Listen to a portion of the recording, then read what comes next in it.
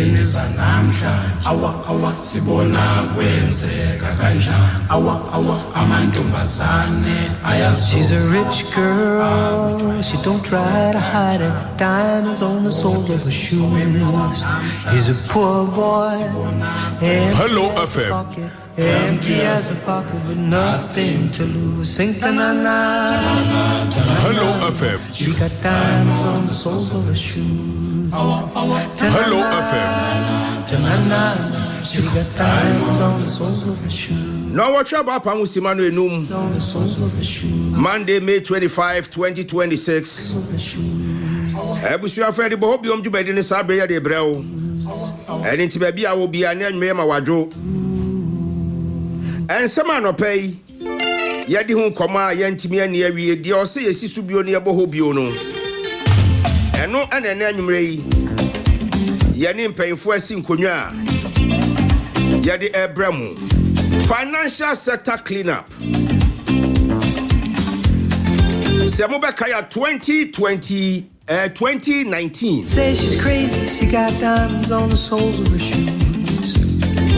And aban shishaya na daho for banks and financial institutions in Ghana. Diamonds on the soles. Just here.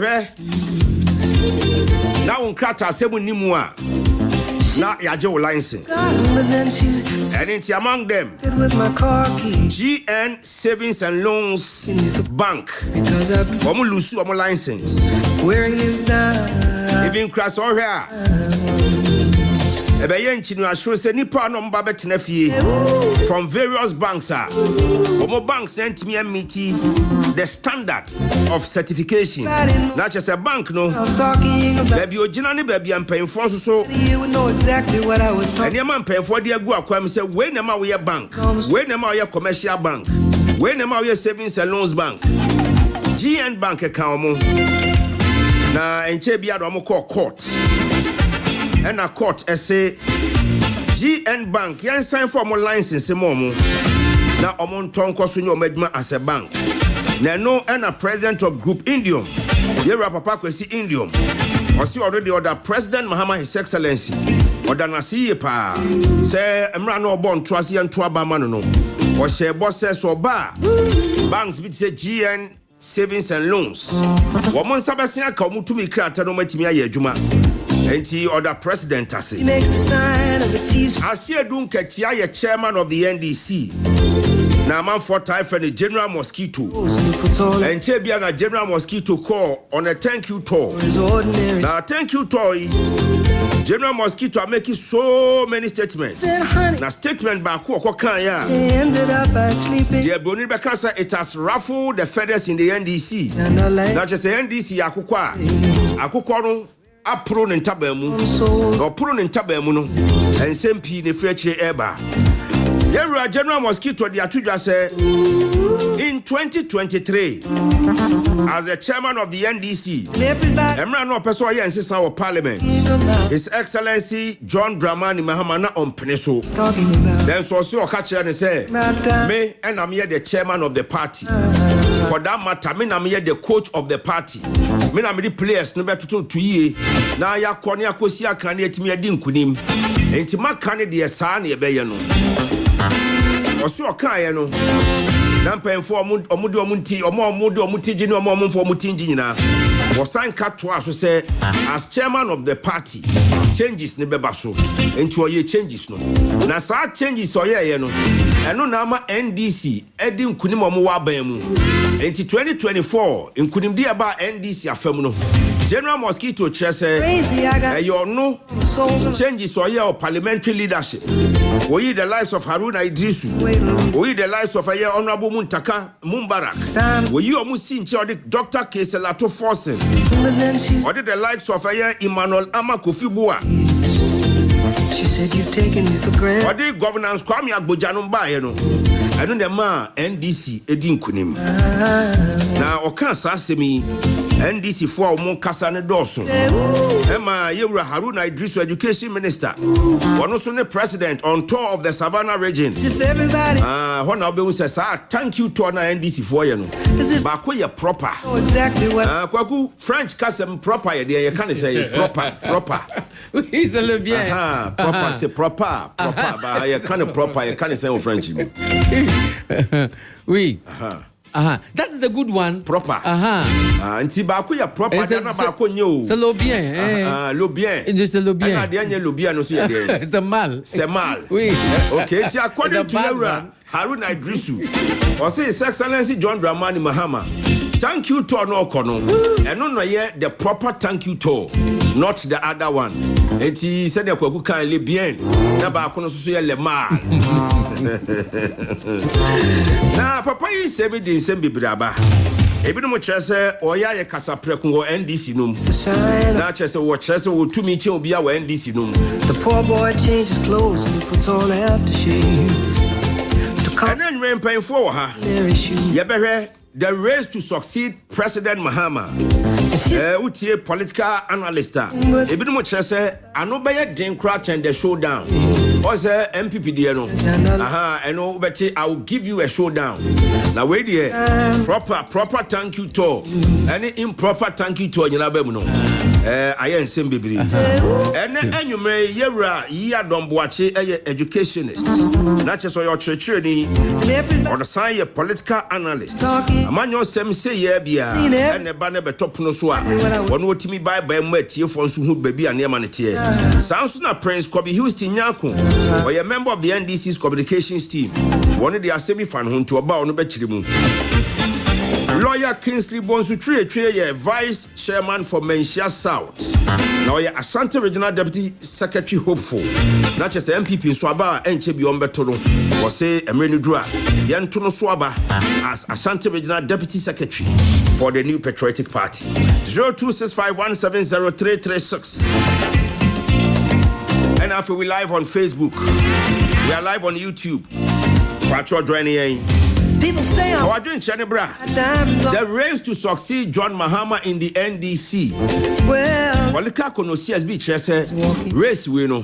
Ano ba yeshe ebe chen cold. Ano ba won colda. Cola soja.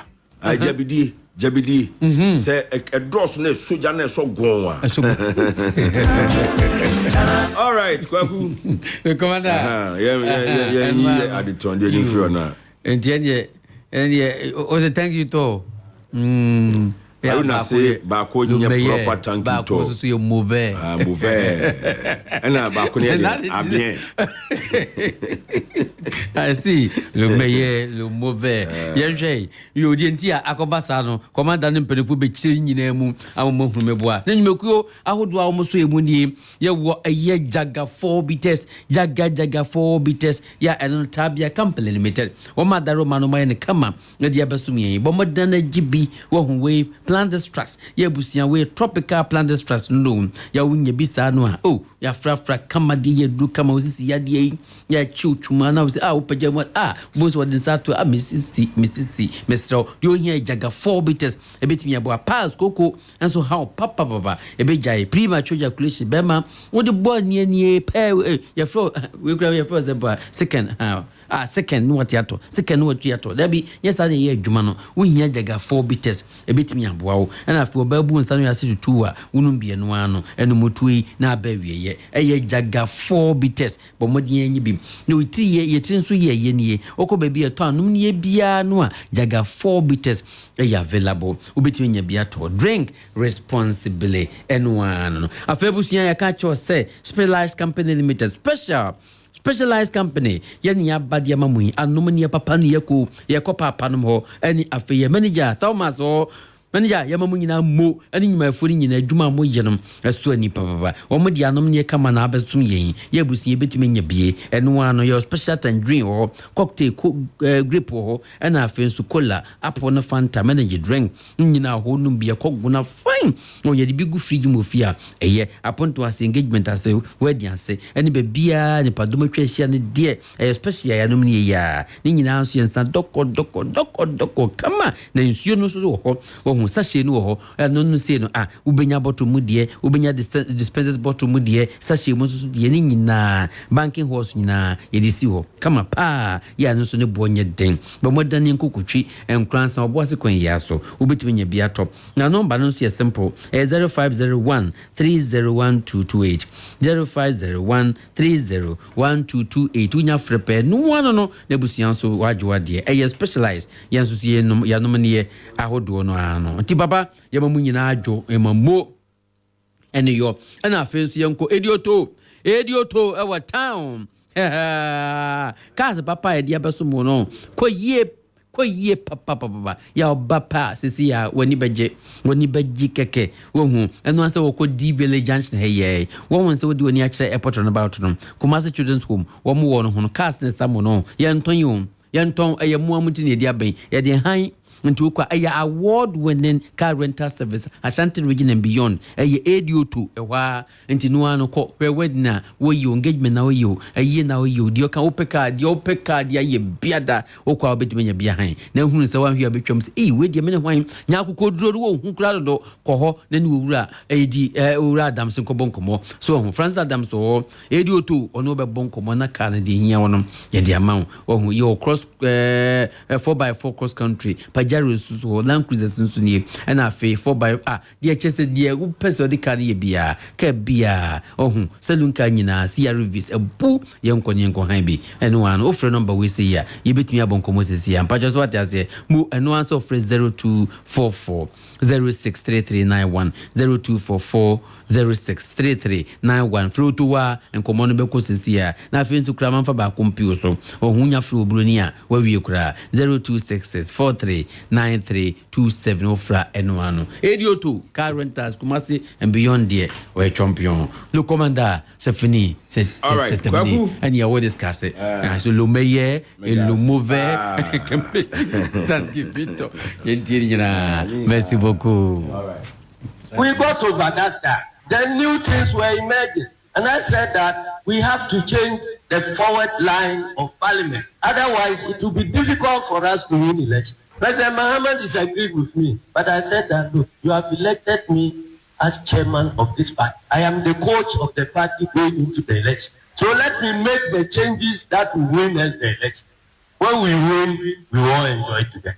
Since I made that change, I say, my brother Haruna, said some boy, the other guy, Muntaka, you also said something. Let people come, new people come, and you sit on the bench and watch. There was hell, and people started thinking that somebody who has been my friend for more than 20 years has certainly become my enemy.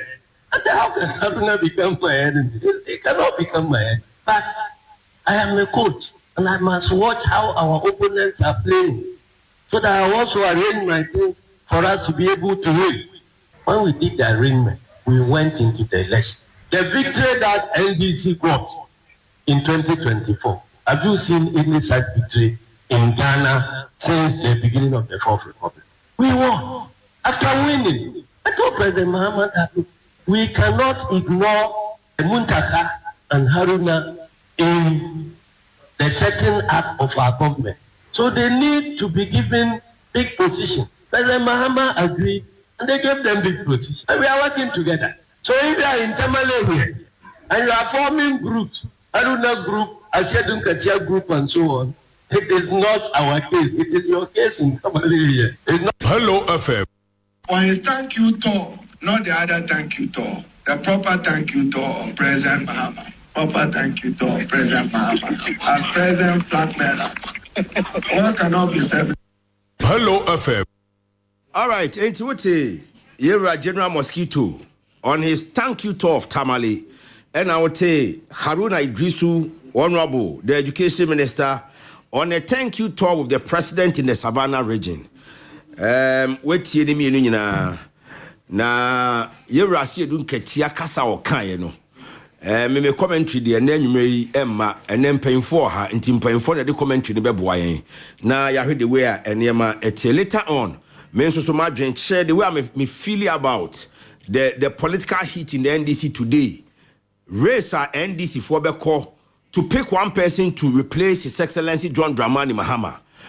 some kai showdown days no where the any showdown where you proper days and Mr. Yadom watch ha Prince Kobe Houston so beba be kan sa na you hear Mr. Lawyer Kingsley Bonsu Twe so beba abe represent the MPP now so at the last minute we me nya ntie say wenya emergency bi ntinya de a obetimi aba na we be represent the MPP tonight on the show Mr. Boachi akwaba Commander Mejo so Bacho boko Nyame adom ye nyina ye ho ye mgiri sam so mo ho ye oh nyankopon adom ode enko ache ede nyame ase ye ntia sembo ni bia ede nyame ase Prince akwaba Commander thank you bibi aboko de ya bai de na nyame ane beda na se enti Prince wo ha Mr.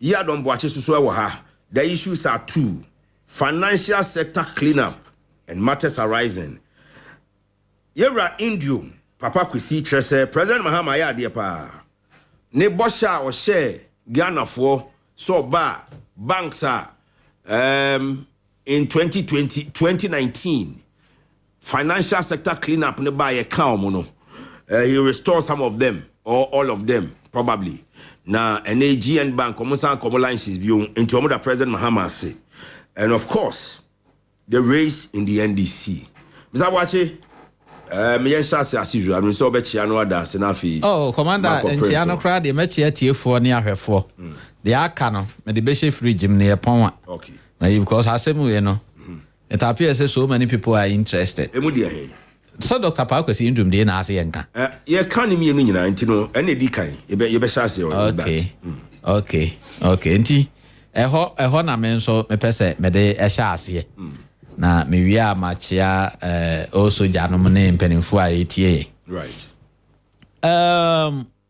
asemu we no commander akoye te se besepani kunna habai yetase denso yetase no obanyansafo dia besesa sa na tie wan hwe ye na wan tase ne yi a wan hwe a wode kunna habai ne bi akoda ne besen pa batentesa Dr. Pakwesi indum was operating his GN Bank. Me the na me hu si atwere gu ani mu ye GN Bank. Yeah. But accordingly no omo ni banking sector mu no kire say oh if you are operating a bank proper bank here and no threshold or amount we here no e mu odu esne say o operate savings and loans and microfinance and the kekeka ho obi a ni ska also here. In fact obi be a bank no several corners, several in fact, almost the whole part of the whole country. Because now we took quite free hako wa akura no. Krobia bedroom bia hu GN Bank. Me call Laura.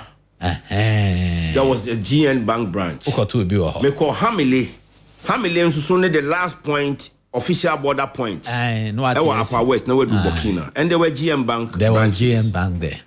Now commander akoye there Laura. Elections that me call Laura. Me kuropa 2020 elections we call Laura. Okay. Me call Upper West almost everywhere. Laura Senior High School makochira there ho 5 years 2004 to 2009. Why a fabulous town. And the Upper West ho de minim kurobia so hamile na o kan. There is a last town. Omo friend of Fiamon. Ho de ho na border na Ghana Burkina no ho na isipa nti wugina kuro no so abehu ze Burkina wafana. Ghana so offer. Good. Ntu abiebie ni bebre na etwa Ghana ho ahia. Na 2019 no me ntie kakra me nye banka. Nti kakra me nim na me kan. 2019 no ena assembly eba say Bank of Ghana akere ne say the GN Bank ana the GN Savings and Loans no amount a ohia eme yetimi friend say bank ana savings and loans woni. Nti according to the amendment HSS Bank of first one year GN Bank. In the 2019 the now Bank of Ghana downgraded from a universal bank to a savings and loans company. And no about 1 year say even savings and loans no krano amount of money our one and so threshold no. Enti I was say otimi pesika ne bi ka ho netimi eduru mpempen so bia etimi mo operate savings and loans ankasa Nti saa 1 year ni nyina ye den e buy na wonya say sika no and a Bank of Ghana, the then Bank of Ghana under the past administration no revoke the license and aja okotena efie ye nyina na ye areho because we are all encouraging local entrepreneurs to say ombetimi agina omo na so say foreign banks kra wa Ghana no mo ye adwuma na say ya ju omo atumu a how much more say obi ono oye oye indigenous of Ghana na nka oye adwuma fa nipa bebre wa adwuma nipa lose omo adwuma no omdoso because at least so ko bank ne branch ba ko bia ne nipa 2-3 kra na the time say branches ya na wa Ghana na doso ena bank no ku ye ntima papa na sabe ye mobo pa uhunu anani in fact ne ni pay mobo. I think say apart from no kra no Bank of Ghana sign emma do mo sa to ne other business bi so say tonton ne de tuatua nkrofo ka but according to no animu no kra no ne depositors no asat now be na bebre ye ntua wo moka obi ye ntua wo moka whoever was appointed as the receiver no when me entua nipa ne bebreka with the charge say sika no what the bi me ma contractors bi mo de yi ya kwana contractors no so stress abaye ntua o moka no mo betua ne ka no so anya be etuatua nkrofo kanti bank no ye no na chese no an ya mutu besi enei dodo no ano in fact omo kan ya kan se na aban kra de papa kosie ndom ka na nka aban tua ya anka otimi miti but na nchirechire mo de ma pa ne say nya papa kosi ndum pese na aban de ne ka na mo papa kosi ndum ajejeje nkrofo sika eno ono alend to contractors no de aye ya kwan nti aban de contractors no mum ka nka aban tua contractors ne ka na omo nso atimi abetua pa kosi ndum ka no nso atimi atua na kafo ka I quite remember say na ye wo college ani ye je allowance no Osome so ana a company for Homasa. Pay the boys so the boys can pay the girls. Meanwhile, I hope that any women don't girls pay see. Meanwhile, I guess you so you know munyina na allowances. It's true, hey, masa pay the boys for the boys to be able to pay the girls. Muntu pa kwesi, muntu contractors neka. No one soon go to your park was in to come and no soon timintia the depositors eka but ye can ya antentam na baby asem no shepa na ye bas with you we mu na 2023-2024 campaign mu the then candidate for the NDC ene ye mampani President Mahama Emma campaign promise say no Dr. Pakwasi Ndum any all other financial institutions which he believed had been unjustly collapsed. Now no candidate na adwene ye ne say Pakwasi Ndum any others minims a legacy fund no money other savings and loans na ye gugu no bebre no na bebre ka ho o kire se binum wo ho a na ekwan ye fa so ba ye no na nye nti so oba obe restore omo back.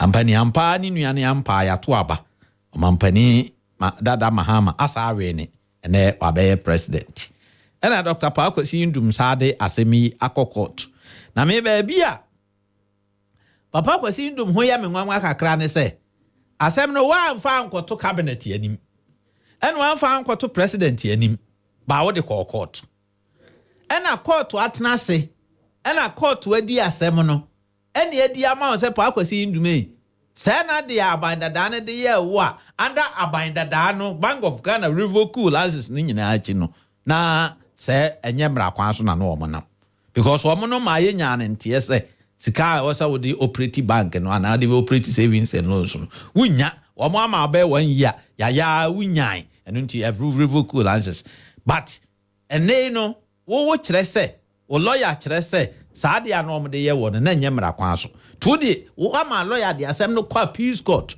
nyame ncha de wo ko ye no wakwa akodi nkunim tie se yemfa license ema o back entinka Dr. Pakwasi Ndum so wo obi beda na se de ya aditi na enye appeal court or even the judges of the appeal court no wo mu di asem no ye di ama wo no campaign no aditi na nyo wo na wo so da wo mo ase Say go mampani kra de nka abede na say no ye behind closed doors.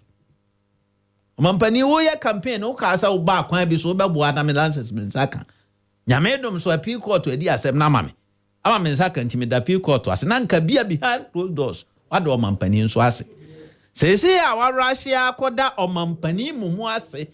Na enye bank enye court na wakoda na ase ye no. E implications bebre. In the first place, asem no amana ye political.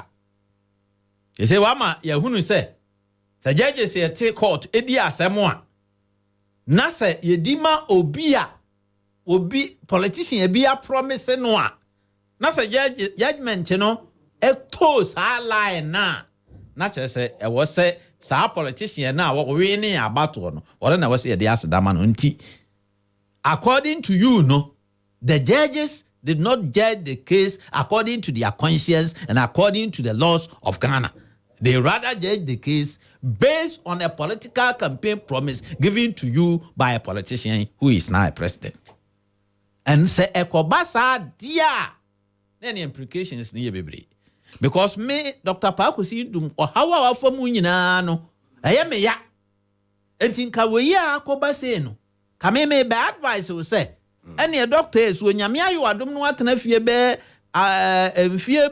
enson sia na se ne appeal court to di asem no di bim ne do lance say ma back ya first yan ka bia my advice on say enka twe Bank of Ghana ridididididididi na form ko gina Supreme Court na appeal court na kope compensation kase a betimi aboa no atuatua wo mo a do mo kaka na wa so kroti me anya bia bo bra free sam na ekosi so bewu na mom so de aseda komo mampani dia na che se waje atum so mampani ne control judges no control judgment no control court ni nyina enti o mampani kro no control the court system no o mampani kro no hanso ne control Bank of Ghana enti say asem na ye dia ma wanka wo betimi apaja Bank of Ghana e de wo mo akokọ to akope compensation no wadi kan de aseda komo mampani so mampani na abo wa mu anya sa judgment enti so akopaja Bank of Ghana so the Bank of Ghana e court na wakwaji compensation na so mampani ka chiro say hey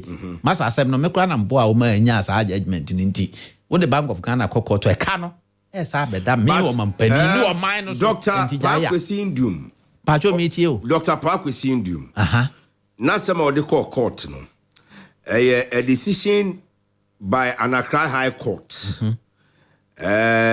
Sadano say Justice Ado. That's January 24th, 2024. Okay. You are Justice Ado. Emra Pakwesi Ndum sue Bank of Ghana over the revocation of GN Bank or more license from universal banking to GN savings and loans. And the Accra High Court no uphold the decision of the Bank of Ghana. Now, that decision and Papa Group Indium the copy the Appeals Court of Ghana. That's the second highest court in the land of Ghana. And a 3-member panel of the Appeals Court questioned the decision of the Accra High Court. Good. And in that case, how has the assembly see kona okra no? Ntokwa no the battle no the legal battle no start here dey ache enti nka menya no political emphasize down rushing fast down komo mampani say o mampani na abobo man sa kan licenses wakwa ye ne sai because legal battle no dey shall say 2024 legal battle no shall say ache 24th January enti so mampani ye ne campaign promise you ask for politicians there they can promise everything.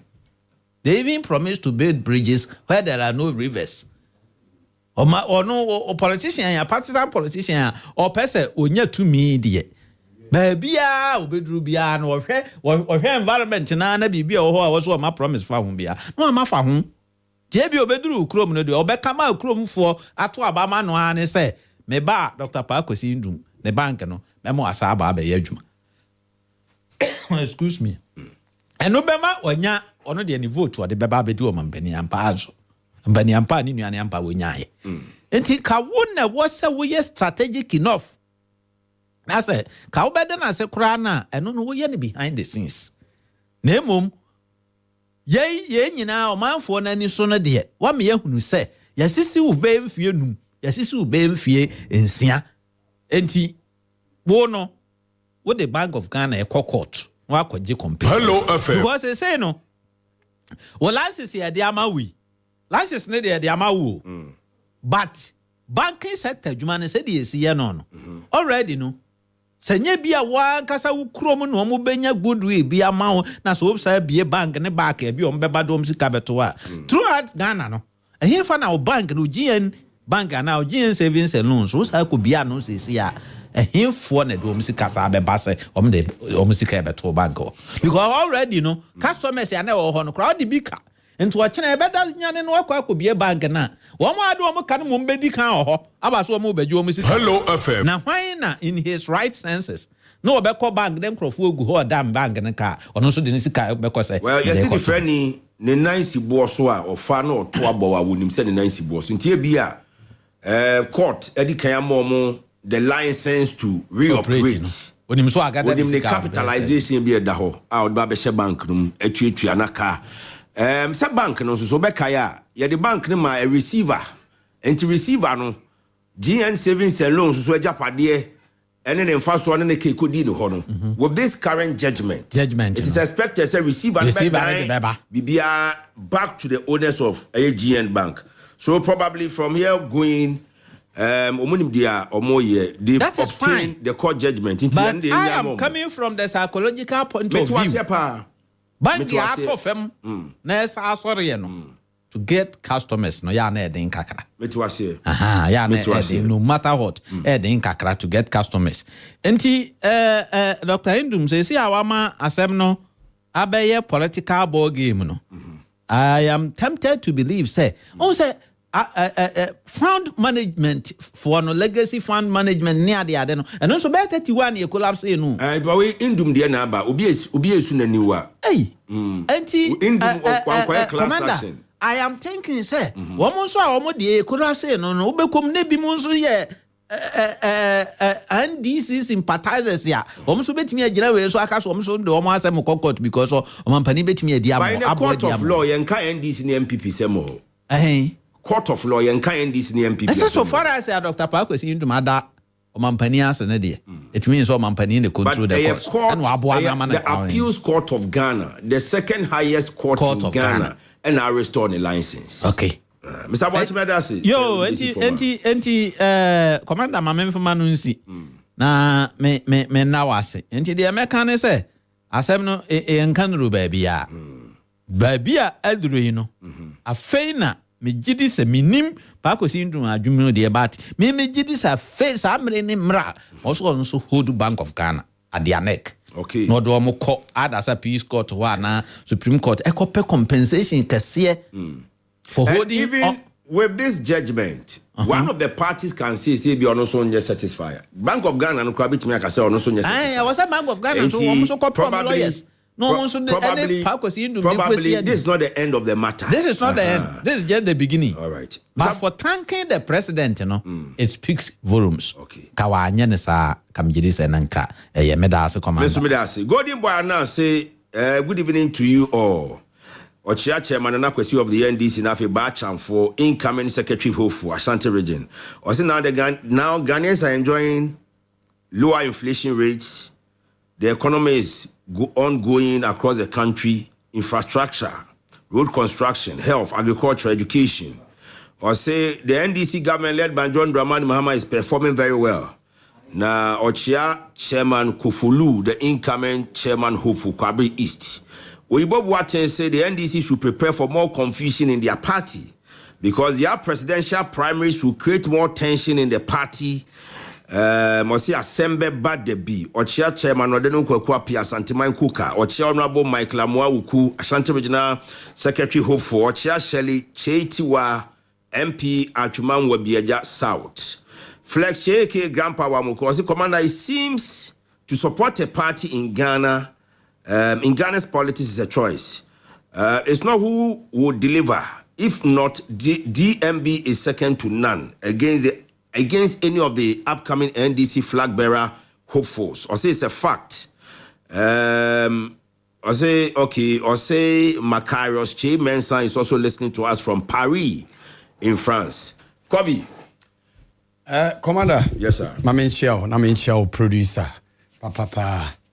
Na mefa kwan we so nchia NDC for omotie nyina enkanka asia henefo incoming regional chairman honorable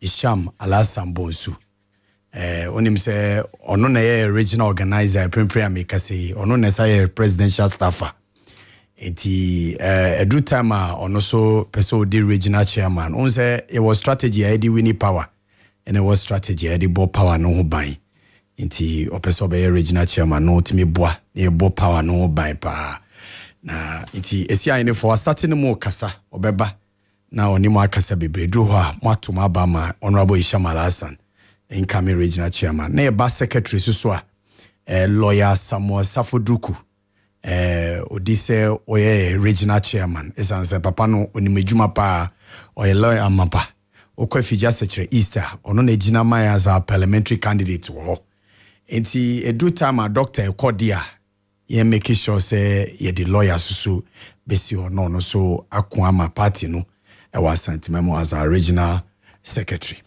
Commander Mamisha CNC lecture kase o say Dr. Indu Montias yes or da President Mahama. Yes, in our manifesto and I say in our campaign you can say ye ba banks are President Akufo-Addo nini nua kenofori atade tremodin egu banks no unjustifiably no sa banks no e be make sure say ya restore mo license dia momo inti a campaign promise ye promise Ghana mai inti ye buy so no and ye work court o money court delete near say Bank of Ghana yes so no omo ye ena sani a wokan no indum asem ye call high court ena aban and as a Bank of Ghana win ye ena call for appeal yenti appeal de no edi mu chen high court ni say high court judge ba kope appeal de ena ye judge miensa tiesa na like you see etiko enkwaji na nyesa na mukano ha enti eho no akowini but appeal court so say kase aha but me paucho the headline no this is from Ghana Web.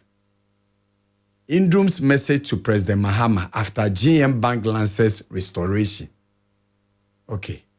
So founder of the GN Bank, Papa Kwesi Indum, has publicly expressed gratitude to President Mahama following the restoration of the bank's license after nearly 7 years of legal battles. Into one fast that man say President Mahama na restore the license or say legal battles after years.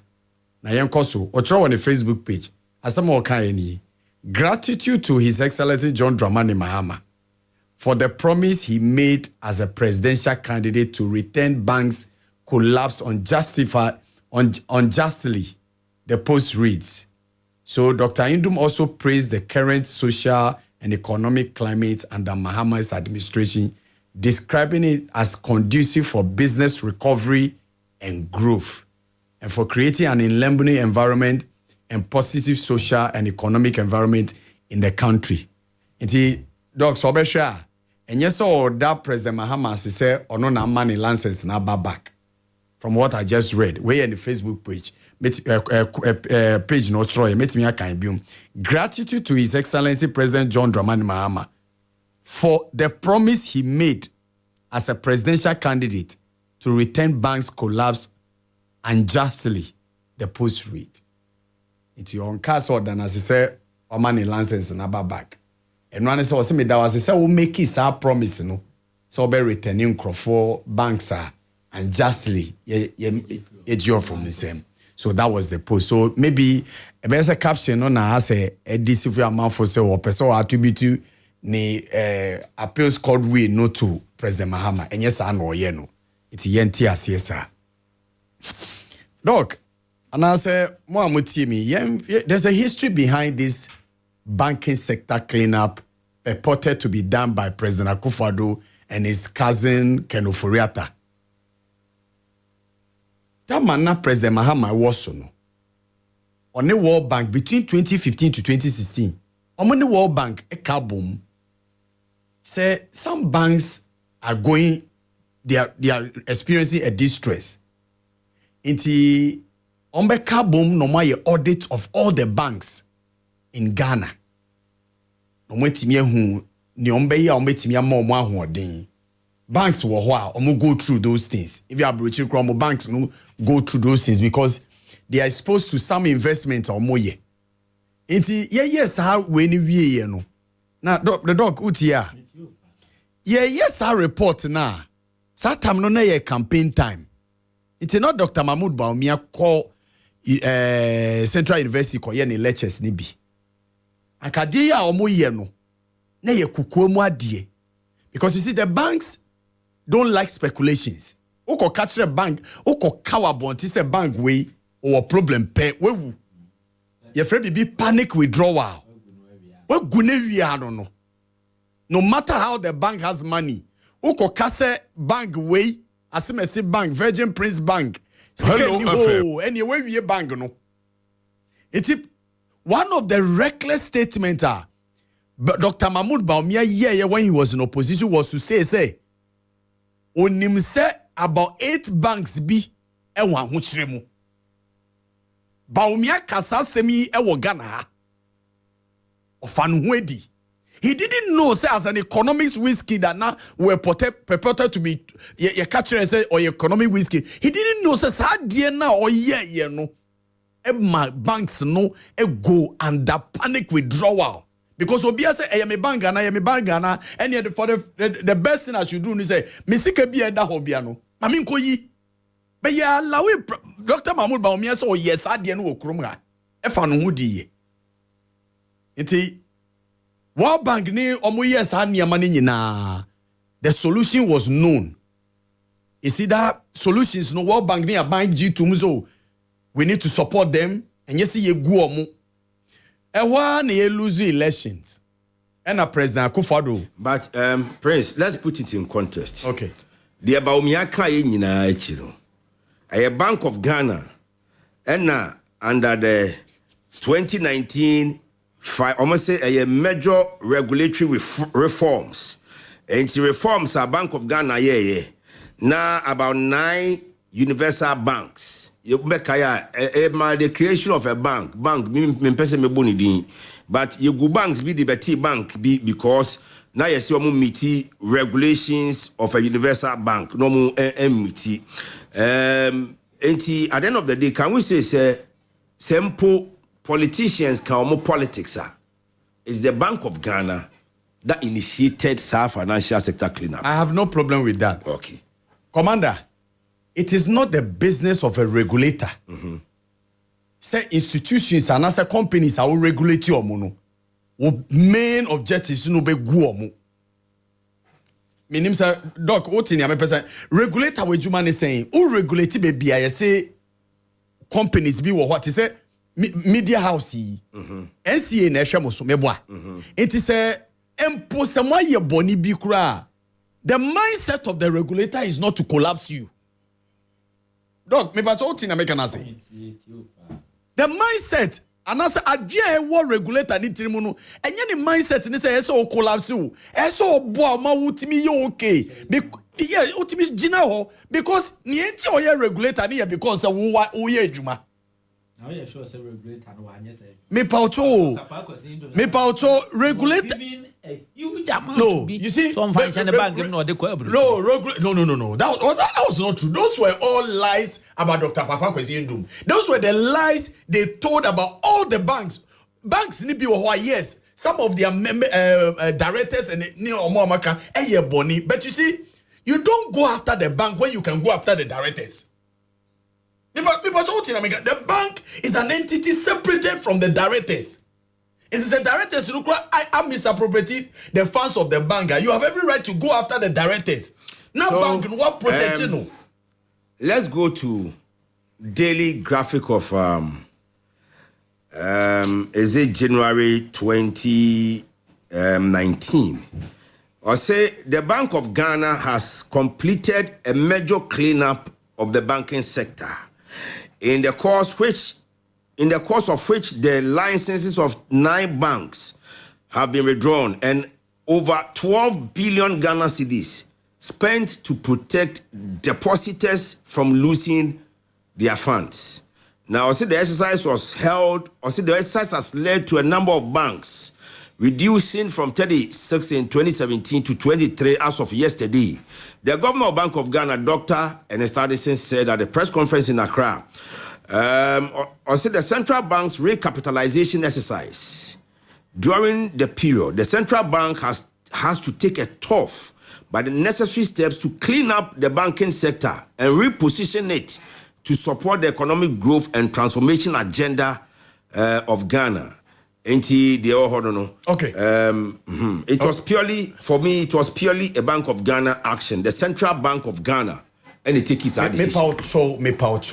Commander, won't mean cancer a purely central bank action. Okay. There is no president bia na say aban bia ni ho betena se ni banks engu I be a Bank of Ghana action. But so you say banks no the regulation now. No. Regulate banks. But I agree it's a Bank of Ghana and they regulate it.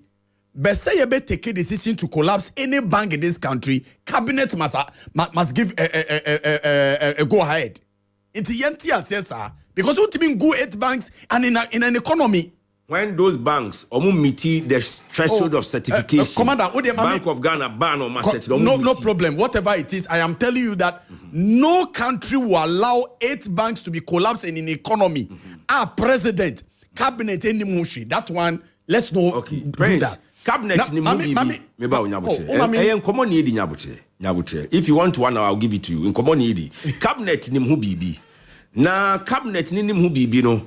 Meku no so hwe sa sector no o se hihye aya yeni emra o se bank bia o ye universal bank udi su nti when ni so a ye je license in that case what to the government nti yenko issue a Bank of Ghana and kasa raise ye Bank of Ghana tena ho a na report no mo no and government ne World Bank report no mo omo ka kire aban say my banks no recapitalize capitalization ni kire say sika o pese o si banga eso de to Bank of Ghana no mo recapitalize as at that time na ye 120 million Ghana cedi so o pese o be commercial bank bia o hia 120 million Ghana cedi at that time ana president Mahama wo ho no World Bank o two o mo fu se o recapitalize the banks so they raised it to 250 million Ghana cedi for local banks 400 million Ghana cedi for foreign banks.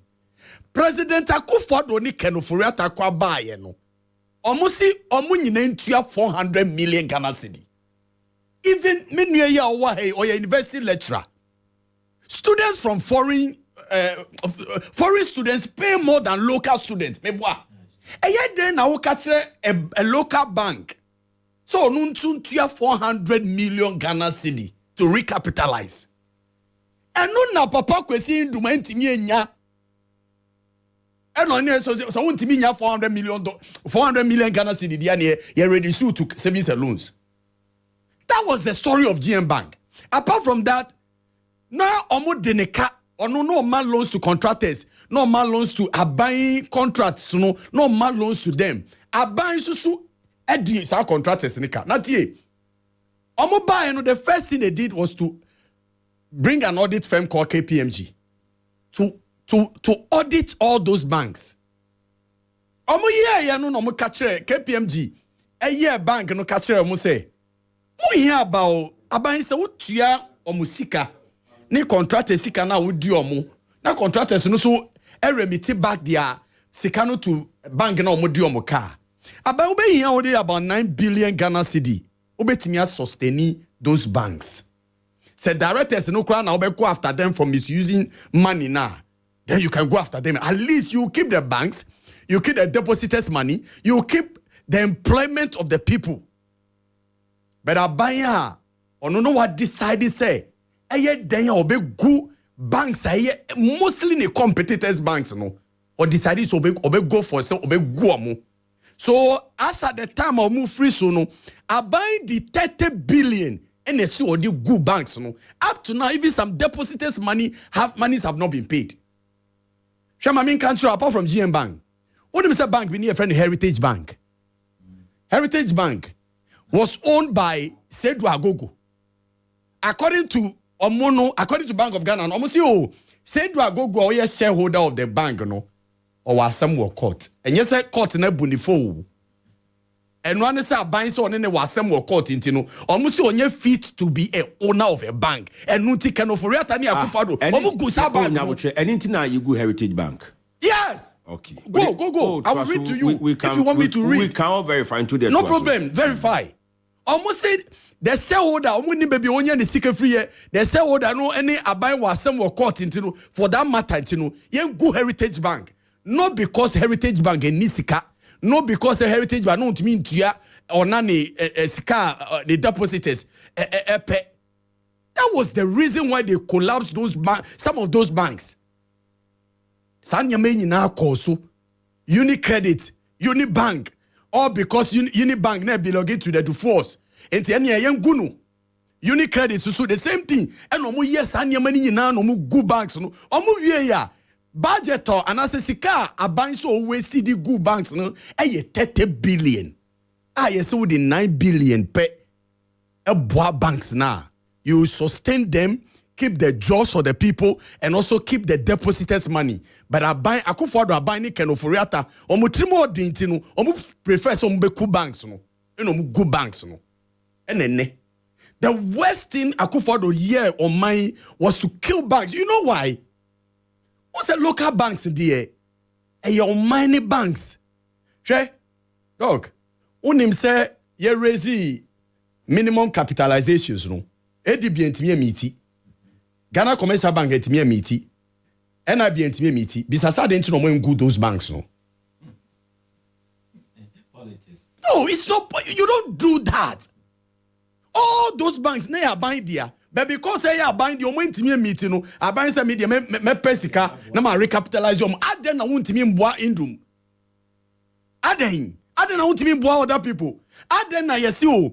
Yema local banks. Omo minimum capital nye 200 million Ghana cedi as recapitalization. Now foreign banks nye 400 million Ghana cedi.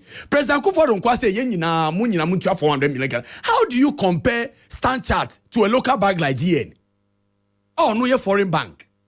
And then uko your banking sector and your foreigners nkwa na wo ho. All because somebody came to this country to rule and decided to collapse all local banks. And then China Eye amutimi hu se China for bebre ba mu krom a omoto niam a omode omoto mo niam afofofo no enye bibia o omu local banks na e wo omu China no omutimi mo omu loan interest free loan ebi o omutimi ka say statute after 10 years statute after 20 years into oba ha oye adwuma otimi de mfaso kakra bi pe no oye okay it is a local banks no wo ho a the money is here all these foreign banks are every first quarter of every year they do repatriation of their money. Every first quarter. Omo de sika ko omo parent country. Maybe our banks need free. Is it wrong? No, I'm not saying it's wrong. That is why you need your local banks are. Omo de sika ni bia no e wa hama. Okay. So that when you need it, you can use it. Because also omo here juma mo mind. Let me put it on record. Okay. Officially, Bank of Ghana say pursuant to Section 9 and 12 of Act 930, the majority shareholder of Heritage Bank, Mr. Agongo, does not meet the fit and proper person test of the Bank of Ghana regulation. 2, or say the bank failed to meet the 400 million Ghana cedis capital required as of 31st December 2018. That was a lie. Okay. They told a lie. In fact, Bank of Ghana told a lie. Yeah. Okay. Professor Kwesi Boche was the board chairman for that bank. And son Oka said they met everything.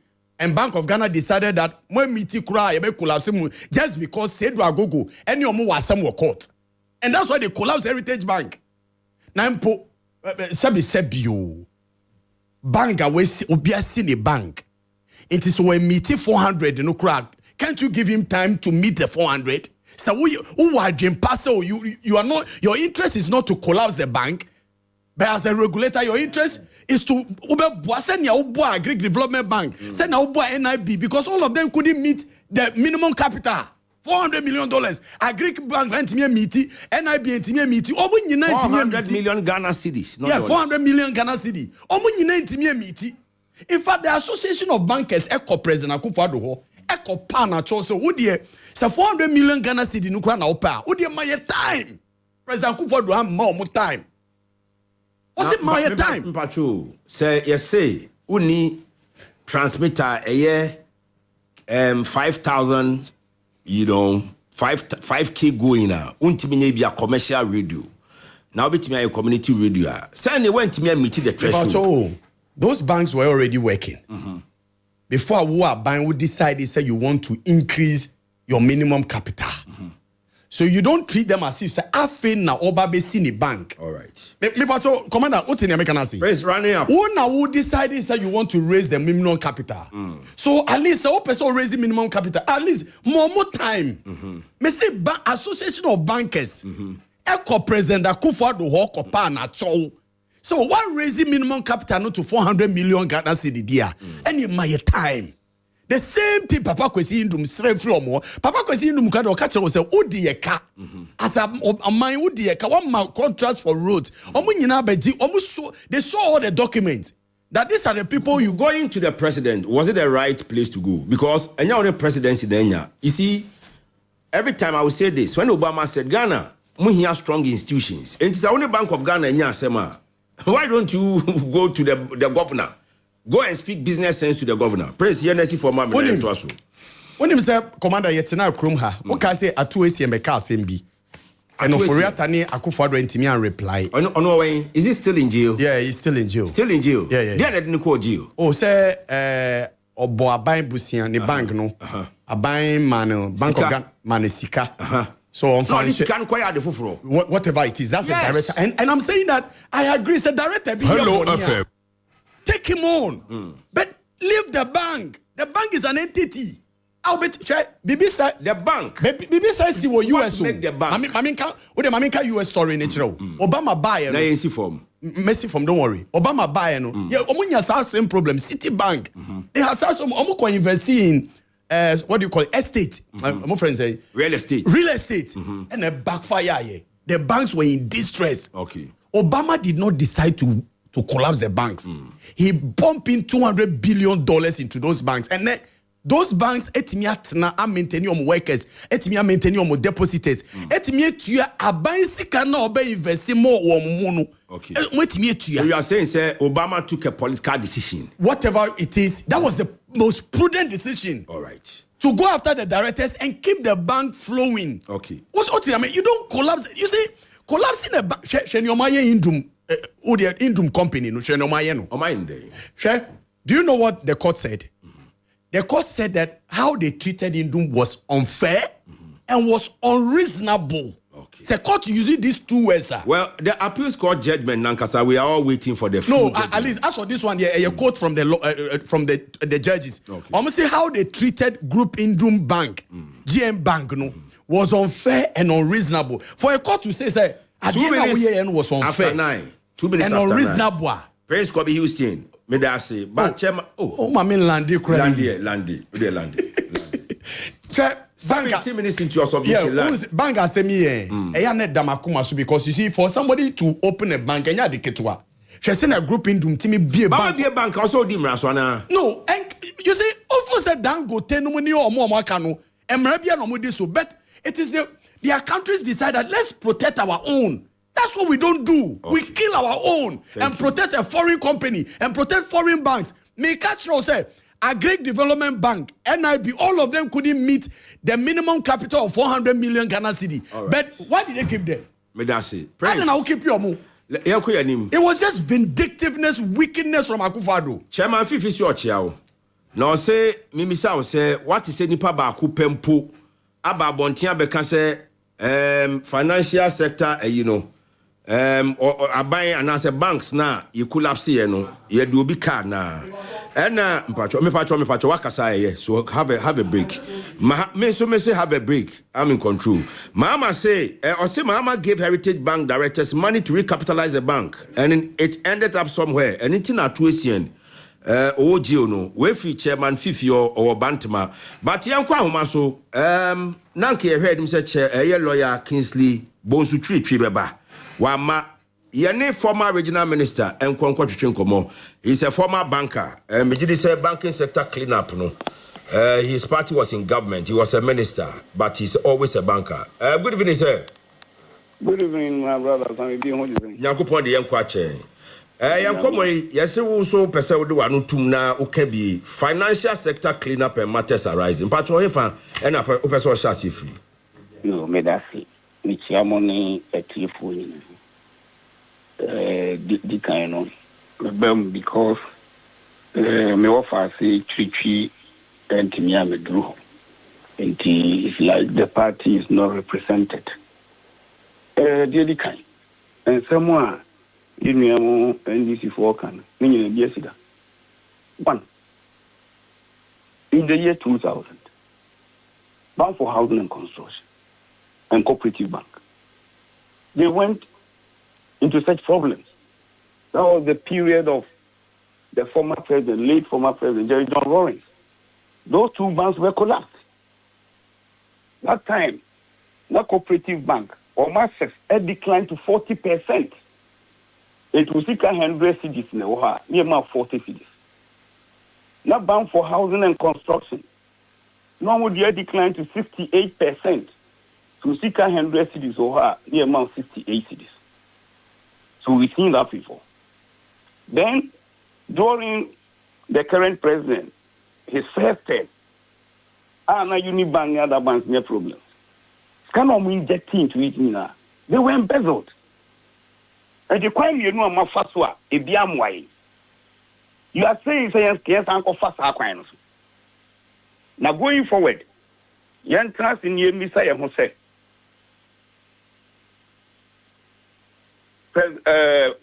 Former finance minister, Dufo. Or no, Nana Sembo Court. Now, current attorney general. Was he a member of the legal team? The current attorney general, was he a member of Indian's legal team? Yeah, we all have to go and find out. I'll leave it with him. Now, the banking law has regulations. At 930, the minimum capital adequacy requirement is 13%. GN Bank, which was downgraded to GN Savings and Loans, our capital adequacy ratio had gone down to negative 61. We want the appeals court to come out with their ruling. Then we can interrogate it. Our capital adequacy ratio, according from Kuraro, and 30%, according to Act 930. GM Bank now back from Abedu negative 61. And somewhere I think. Now, can ruling, you know who details. Loan portfolio of GM Bank, there's saying. And what percentage of contractors form part of the total loan? What percentage? The amount of money was 62.3 million that was transferred to the United States. What was the process? Was it legal? Did it went through formal processes? We have to interrogate all these things. But just to rely on say, now contractors be at the Bosnia from GM Bank, no mentia. About a crime ban and GM Bank approve contractors no facilities. No collateral then. Why didn't they attack the collateral? To repossess the collateral. To defray the debt. You see, my country, no. But he was saying, okay, between 9 billion, you are going to 30 billion. Every time we want the depositors to lose. We had over 4.2 million depositors. Also collapsing bank, no said you collapsing in 2000 now. Depositors no and lose. the management and directors of the banks do the from Hodi. Again, you know more employment. Hello, FM. One employment and even up to 300,000. Now, deposit is 4.2. Between 300,000 300,000 employees. No, between the two depositors of 4.2 million. Besides that, depositors no money na yet so proprietorship and individual accounts. There were corporate accounts, limited liability companies, partnerships. 80 on average, a new man of crano, whether made individual in another account, or we are Juma, say a common abu. Nanko be on average employ 2 people. You are talking about 8.4 million people. And you come once. You relate to the 300,000 workers. You see, at the end, say, be appreciating you, I am prayable. Hello, FM. We want the ruling, the total, near ready. Say, be almost me say, contractors now say, now buy do more can you say. And a bank wasn't a customer of GN Bank. So a bank agreement or any agreement, Bank of Ghana, any banks or financial institutions, no agreement. And he said, Obi, ebe do sika. The other customers na no am do amokana. Enya ban na also tia mom. Omo so. Na man for ko banker. Omu nya sika ma omo a. Omu timi ka fe koba. Oba ya ma wa 1.5. 1,500. So what are we talking about in this country? We will all dig deep into the lawyers who were for Dr. Dufour and then GN Bank. Now, you say, Attorney General, was he part of the legal team? And if you are part of the legal team, then there's conflict of interest, which we have to deal with. But conflict of interest, saying, I want to kakra. Now, young fans say, Hello FM.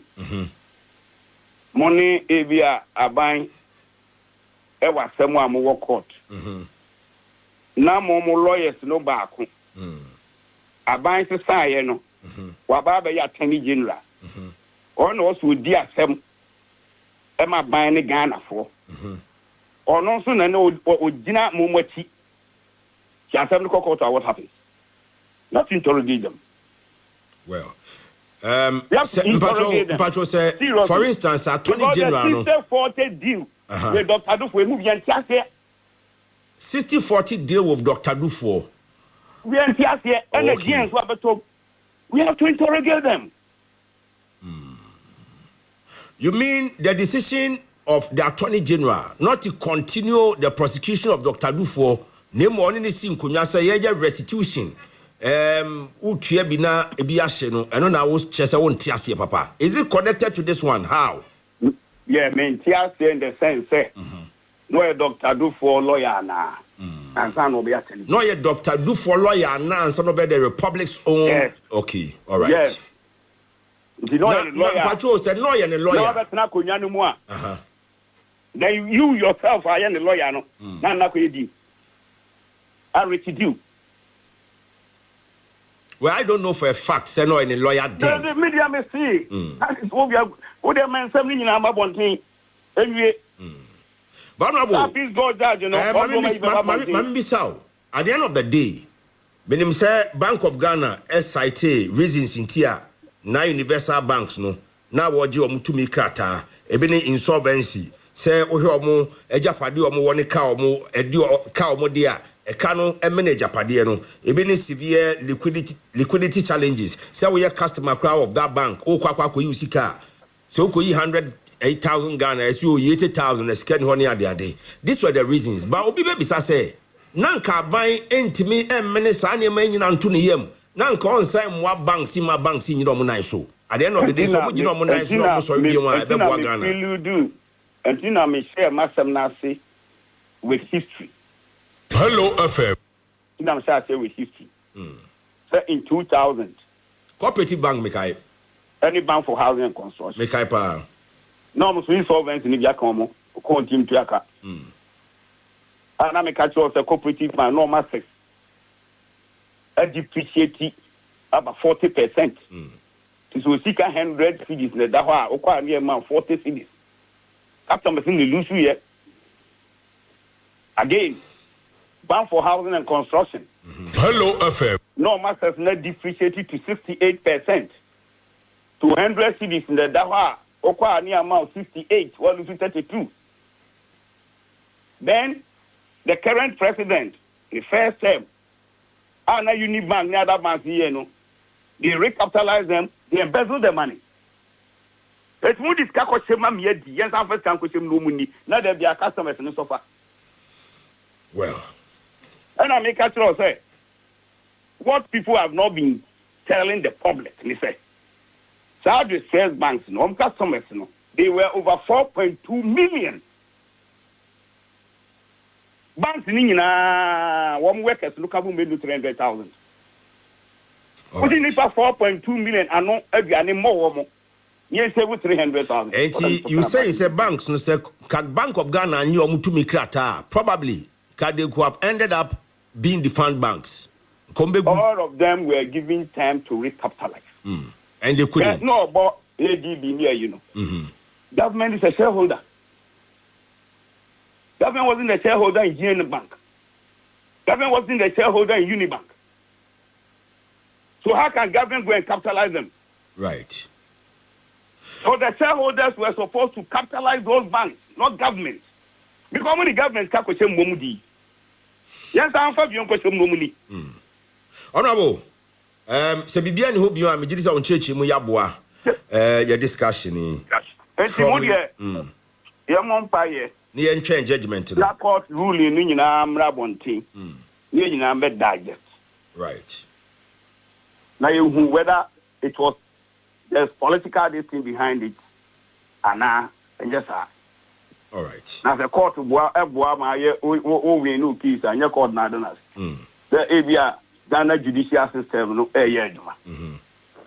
look at that one things in your I saw say the environment created by the administration, by the president. When the person had said it already.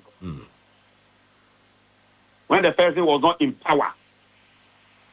Waka. Hello? And he only power no. What's the bad power? Make it say. No about power no yeah. Now Koya. Don't forget that Idun is an accountant. A very intelligent man. Hello, FM. You should have given the credit to the judicial system. Not to the president. Right. They were not three judges, not tonight.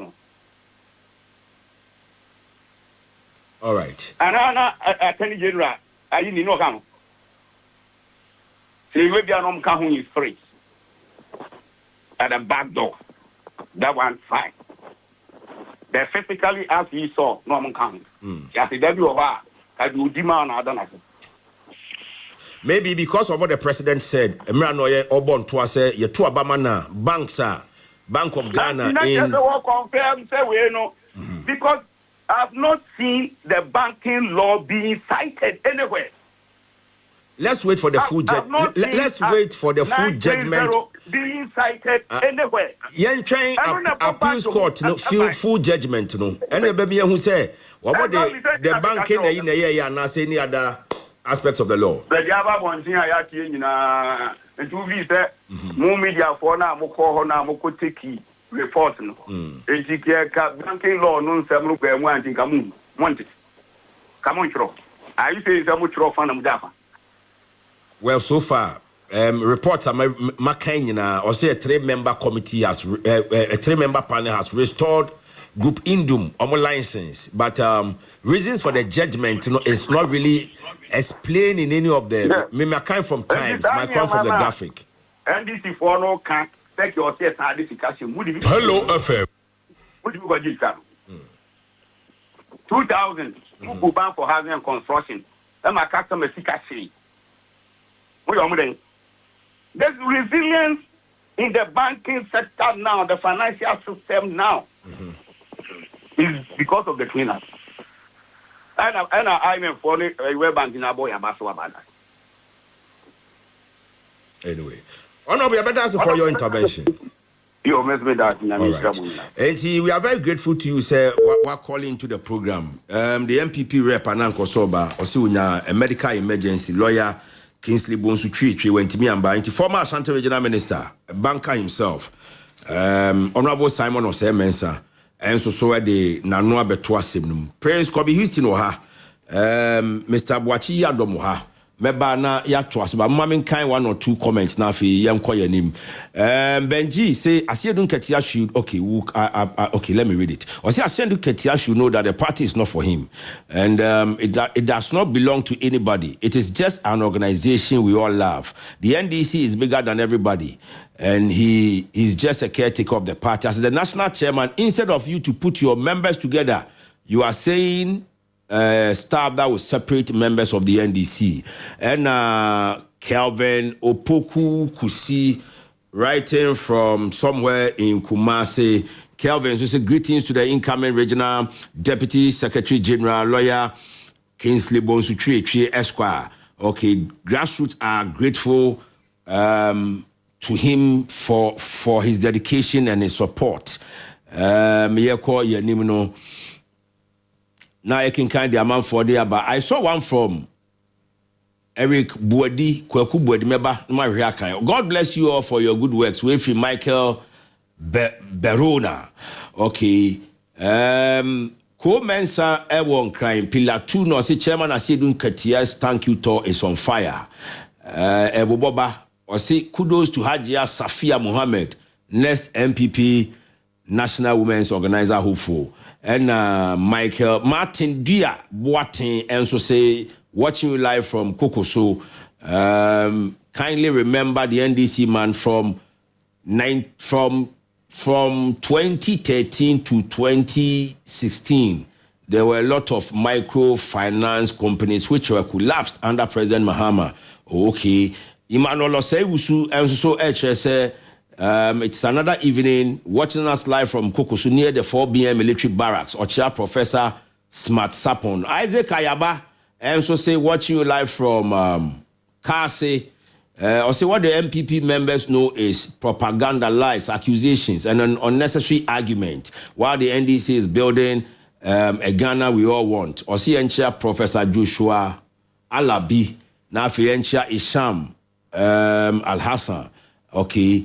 Right. Apia Kubi, and so say watching you live from Bremai, or say the honorable is, or say, okay, I will take time to get to yours, and you're very clear. Or say what the honorable is saying is different from what I'm reading from Ghana Web concerning GN Bank. Well, I don't know. Mr. Wache? Commander. Metie an NPP rep, our science banker.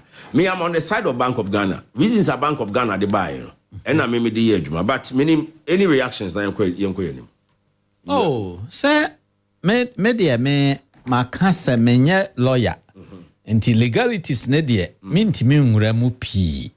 Nemo baby, and I may war how the fact say. President Bank Eddie Asamama on our court Eddie Asamama. What they court Eddie Asamama. Now they Hello FM. Ecomo Mampani free say or promise or campaign platforms. Okay. And yes, I know. Naturally, say can be so no person which they say. Bibia court no yeno. No Mampani in the church no ma court no yeno. Any who who indum no nanka. Ubet me and your baby a jine ye pa dia. Any anka was a court no ada or more say now. was Trade Bank of Ghana for did now Kojina Supreme Court. Did say Omayo Bonia? Who put it so my Bonia? Thank you. Now Kojina Supreme Court now prepare compensation because you free or more. Thank you. Now what got down Mampaniasi? Say so Bank of Ghana and so she was Mampani Kuriasi. To so Casa would Trade Bank of Ghana for court. No Mampani said Mecradia Yama Wadamasinti, Mr. Bank of Ghana Shamasi, and for money to trade from Jaya. And it's as simple as you are saying, simplistic. Yes. You know, Prince. Yeah. Regional Minister, former, Mechanda Numrewi. But Regional Minister, Sankawoye Kama Boss, no, Dr. Ajimai. Our say, because of some banking center cleanup, no, ni sika kra, pension sika kra, de 2 okra, no, mafa. Most 30 billion, someone no na mode years, I jumano. Up to time, owu ye no. Wanya ni sika. Or see about 800 of ni compatriots ewuye because of sadie na mo ye no. And then who defend this sadie na mo ye no. I'm so surprised. Sure? The Court of Appeal listened to Nyauka ye na. Just a reaction team. Yeah. Commander, maybe yes, don't worry. Otie Nyauka ye na wo radio so enre na. The Court of Appeal ruling said it was so unreasonable and so unfair to group into. It is hard the end of the day. Other examples now, my share MPP for Monty Biase. There were things that they did during their 8 years that was detrimental to this country. One of them is the banking sector cleanup. Omu waste yesika 30 billion. Also, who baby amidi sa figure na about 9 billion. KPMG mwana mu kaze KPMG enye auditing mamo. And a KPMG say. Semu tuya say sikani nyina mubetimi di 9 billion as sustaining banks no, and then you can go after their directors who you think say omewie musika. But no na mujiye mu di 30 billion. Ayen then I would be on mining sika 30 billion say me collapse banks just because up to now depositors ni bi kra nyo musika. It's media American says banking sector clean up now. Hello, President Akufo-Addo Kenofurata ye any day. It was sheer wickedness, and on the side no. That's it. Now upon Apau Kwekuse, Commander, Ghana has a long way to go. Yes, Kweku, we know you are doing Ghana. We have a long way to go because young Ghana for young Kanokre, Yamano Kreni, Yen Shonyame, say ye cannot Kreni Shonyame dear. Anka ensembi bile hao mai nkane kadi enkenye kana but yen kanokre we Ghanaians yen nyina yen kanokre enti yen fanto yetirim sa ya mponsa wo krofa hife no say the mandate Ghanaians gave to JDM and its NDC was not to arrest members of the opposition party. In fact, all those who voted for GM and the NDC in 2024 should go down on their knees and ask God for forgiveness because they've sinned against Ghana. Prosperity will never forgive those who chose Nkukwan Kitenkiti over Free Senior High School. Greetings to Chairman Odino Kwakwapia Elias Asanteman Kuka, incoming Regional Chairman, and Afelia Chie Bunsu, incoming Deputy General Secretary. Well, but how are Ghana for better to Mabadi? Nyawo wasem, no na bechere. Mr. Wache? Commander, me shall see free or not come because I say free so now many are tell now me the friends na say ne boom fu aya o chia papa bi no na presenter o kire me mo say your friend say Honorable Shaman last time. Now also obey den regional or regional organizer. And you have Mr. Chairman Nana Kwesi. Wo betu Nana Kwesi. You betu Nana. Uti. But Uti. A contest. You know, you be a man. So you be no be a contest. A contest.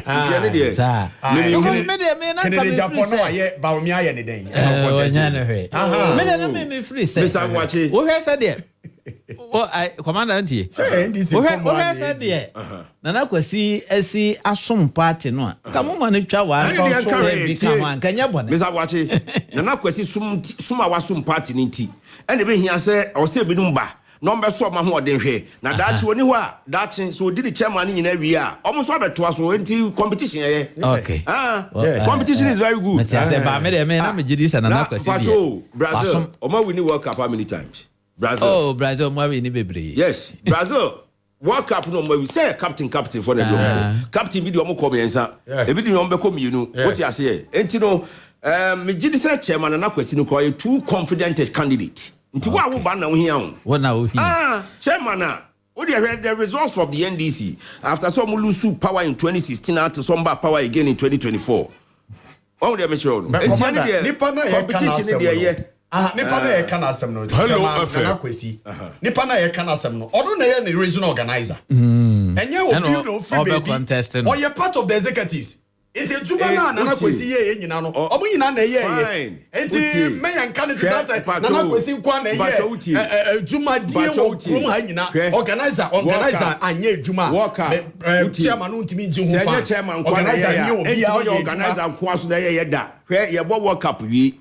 Near the trophy ma the winning team na captain the trophy the commander or Nana Kwesi nti ase Nana Kwesi ha asema no person na some Nana Kwesi pa so ya isham ni pa nsare nti o de ultimate Nana Kwesi o ye journalist so say you o ye journalist me I am a politician now when I musa question to the ya to aso chairman who say oh my god asem bi a last 2 weeks ye ba ha me busa asem bi me busa say chairman General Mosquito say din katia why a politics ya since the 80s ya aka Kochi Papa J e discover o no what the policies ya chisa wunim politics mu yie pa enti say nyame ncha de mere bia obeko bia so wodi nkunim de ba enenne wona wo ye party no national chairman wo ye party national chairman na so wa party wa ba mu a wo ye cabinet member per the fact so ye party's national chairman and the secretary afenzu the most lucrative entity in Ghana no wona wo ye the board chairman so far we ye board chairman of which entity? I have no idea. But I know, say, at least we're a board chairman of either say Kuko board or now one of those entities. Okay, we Okasa, you better check it out. You can find out. So who know? Enti when you know chino party no ya to aba, ama party no, ama mampani ya to aba mano no chini, ade dase, ewie. Ena wonso atiesi echire se, wonso kwade dase. Enti wujidi pa se papa si edun katie ba bia watifie adure eya se dan kwa nkasa akwantu eya wutwa Ghana hu hie nka ntinka abeko just as that keka.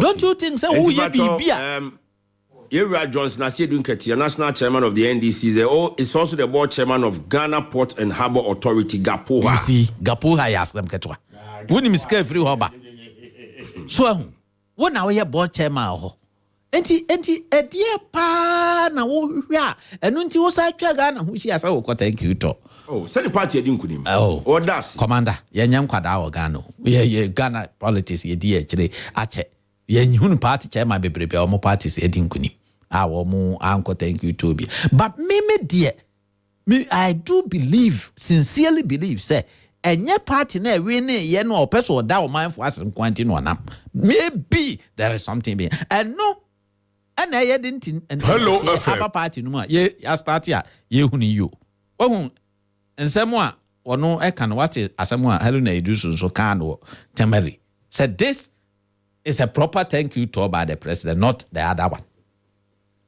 and to we send them to tia na ya ase ba na woni pa bia no wo hya ase ahwe ase a nkrofo tufu a wontie because ensemo a wo kekan say Halina Idrisu minority leader one deputy James Kruche Aveji minority chief whip Muntaka Mubarak and I am saying you be kan hom dem refi o modin wo as party chairman wo boa ma yi wo musi nchan na wo kofa akestra to forcing ebe minority leader e di amakofi bua ne deputy na wo ye Kwame Abuja governs minority chief whip Ahmed Ibrahim the deputy any comfort do ya ganza nso deputy no sa group we no no afa old group na we free ho e the new group we be say ho the forward line no so number 7 number 11 5 no see not number 9 now the new 5 see in chen no a dear scientific research and obi aye o Ghana ha Hello FM. Convince me say we enema NDC that China NPP for the one more money na the way anema so called na NDC here ansesa e betimi confront the situation to bring victory. Yanyam kwadasa. Factors ya ma NDC we ne 2024 elections no. Sa changes way in parliamentary leadership no. It has got a ni chakabia. And ya ma NDC we ne sa elections we. Yanim ne nyina dada. And anu 15 ya.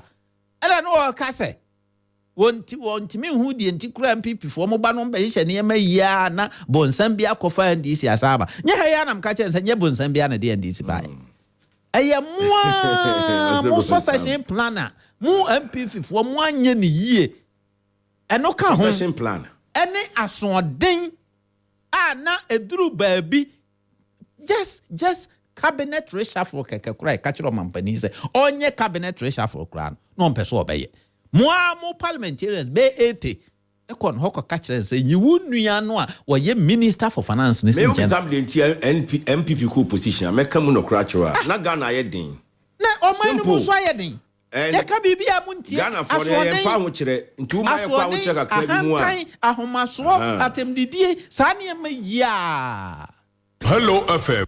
And the MPP call opposition because NDC one more to Abama NDC no. One more to ye. Kakra bi na em so munya so. And MPP so one more to Abama amon. Do do no atena fie be 2 million no man koto.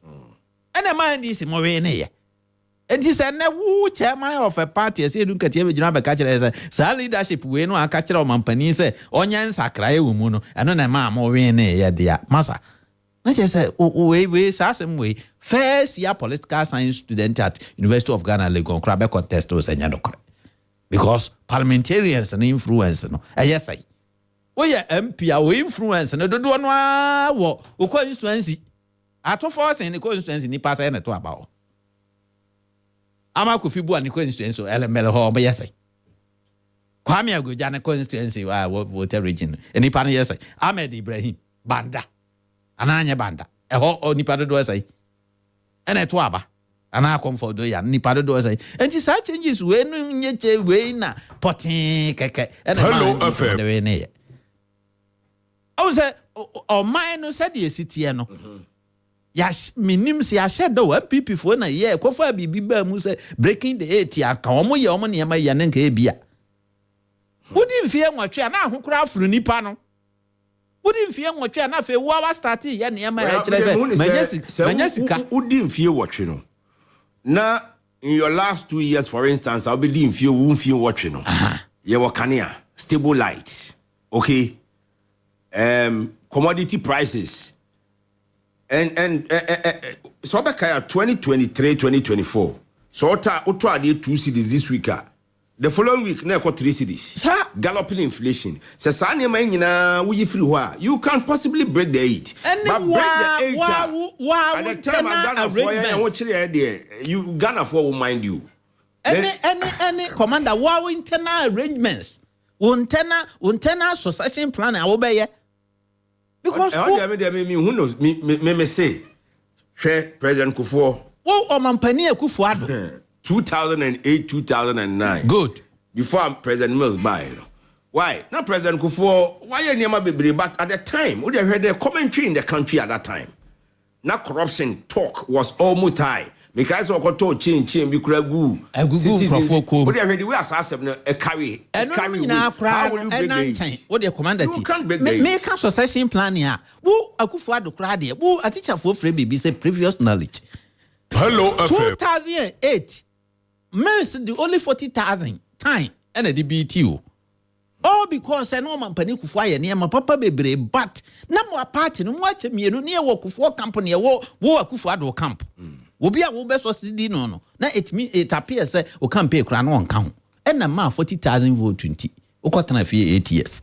And in Kaudia, woo time no a won so nyame wadmo do ba 2017 ebe 2024. You had every opportunity to make sure say party no why nhihye yi aka nipa wo mo person wo so CD wo no kra kwa ka wo mo abom on one ticket. Ka bibia ni ho kire say nka mo ntimewen.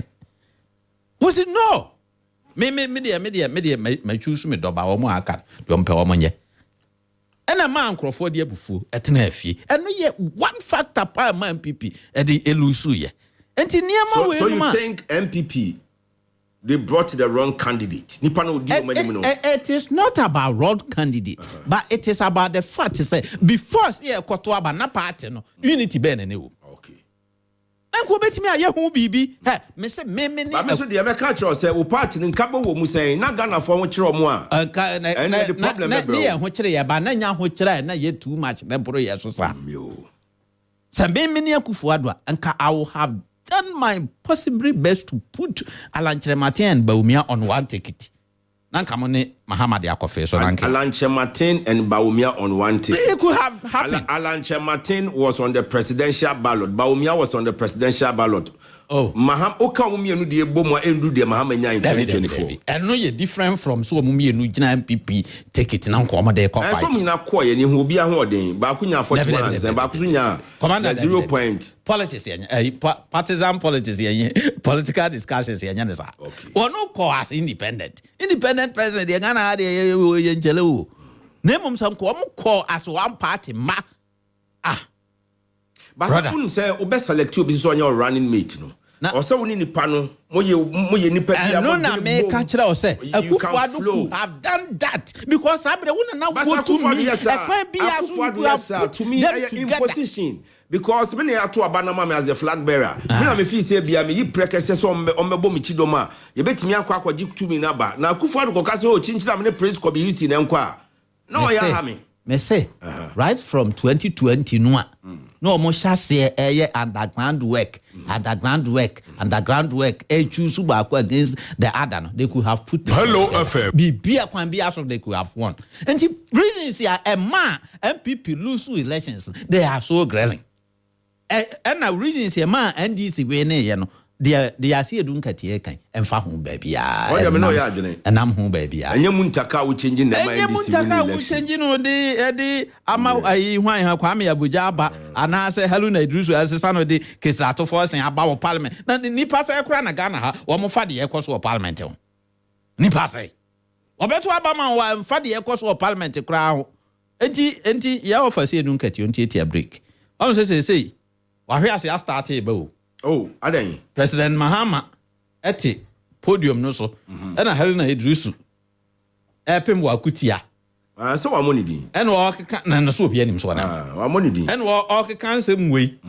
Na wo mo sere. Na so nam na so ye thank you to. They say ni papa be na bedu achi. Wo so na. We only grassroots no. Na e na krada. But remember, say, Obinso was right. He's the coach of the NDC. On the selected players. They may try and say, Commander, they may pass a catcher or my opening as a drink at Tiana say, opening your wolfian, if you are no room. So we'll free say, the presidential ambition or pace you up. Magana fool. No nyas what it thank you to achi I am a thank you to me thank you to wa brekuso obi anim say wo ye campaign apre presidential bid apre presidential candidates adentina wonye board na anka de opeso ye ntem na sa pepe na Judas ye Yesu na suafo ahia aso ka ho no ba no akotachire no ne nkrofobia akohia no peso ton Yesu no ye sa Yesu hunu ya no smasa de opeso ye no ye ne ntem Hello FM edunkatia say your president na apadi akane hunu ne ntem okay na ja say me thank you to me thank you also you the coach of the NDC and faso bia ni so he is responsible for the lineup akono na makan commander me so ma me kwana me ntia nka uma kobi wie na nka kobi wie na watia nyesa ese ya pona ye mpoye no me sre no ya hwe ya omo no contest no ebe yi hu class na MPP fo di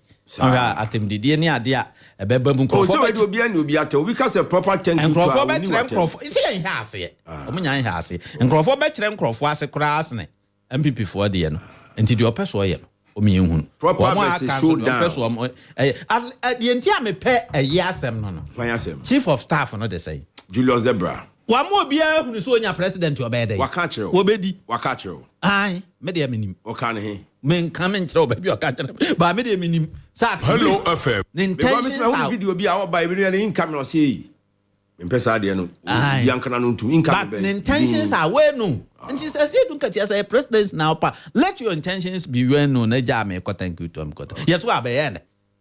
By the yan, why am I Ghana for? Focus on governance. Thank you to him. Hello FM. And you all my young who do your person. 16 to 10. Praise Commander. God, Houston. Okay, Commander.